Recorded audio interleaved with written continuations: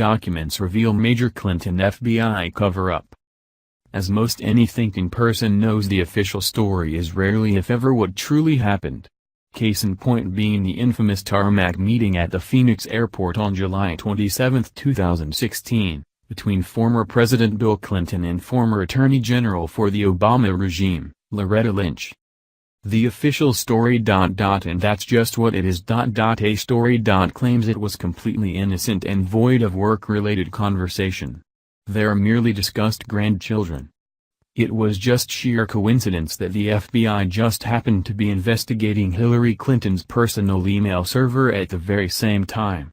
It was also just sheer coincidence that a mere few days later, James Comey, former head of the FBI serving directly under Lynch, made the announcement that he would not recommend that Hillary Clinton be prosecuted for her willful and flagrant disregard of national security.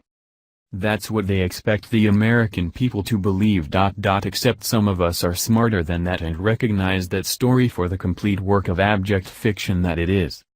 What is being revealed now by Judicial Watch is the complete scramble by the FBI in their attempts to cover up this meeting. Rather than addressing the scandalous nature of the meeting itself, the FBI instead chose to attack one of the whistleblowers that revealed the meeting to the American people. Tom Fitton, head of Judicial Watch, a government watchdog group, tells about how his organization attempted to shed light on what occurred at this infamous tarmac meeting with a series of records requests through the Freedom of Information Act, FOIA.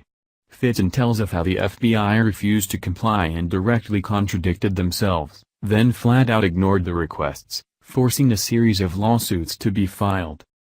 The organization I head, Judicial Watch, asked the FBI on July 7, 2016, for any records that might pertain to the infamous tarmac meeting. We had to sue after we were ignored by the agency.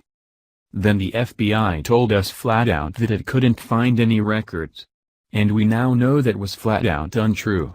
Because, in responding to another one of our Freedom of Information Act, FOIA, lawsuits, the Justice Department gave us heavily redacted documents that showed there were additional documents tucked away at the FBI headquarters. If not for Judicial Watch's lawsuits, these documents would still be hidden today. Because of the revelation in our other lawsuit, the FBI, without our knowledge, reopened our FOIA request. The agency supposedly found about 30 pages of information, which it needed 6 weeks to review. The FBI finally gave them to us late Thursday. Now we know why the FBI played shell games. The documents show that FBI officials were concerned solely about the leaking of details of the tarmac meeting. None of the documents show top agency officials cared one whit about the propriety of the meeting itself, but only about who blew the whistle on the covert tete-a-tete. In one email, an FBI official writes, "We need to find that guy." And in another we learn that the Phoenix FBI office was contacted in an attempt to stem any further damage. An FBI official working on Lynch's security detail even goes so far as to suggest non-disclosure agreements to keep the full facts from coming forth. No wonder the FBI didn't turn these documents over until we caught it red-handed, hiding and lying about them. Simply put, the FBI appears to be fully complicit in a cover-up that attempted to influence a presidential election for a favored candidate, Hillary Clinton. And the truth was trampled on a Phoenix tarmac. So the story is just as many conservatives and Republicans thought. In fact, it is worse, as the agency attempted to punish someone for telling the American people the truth about what happened.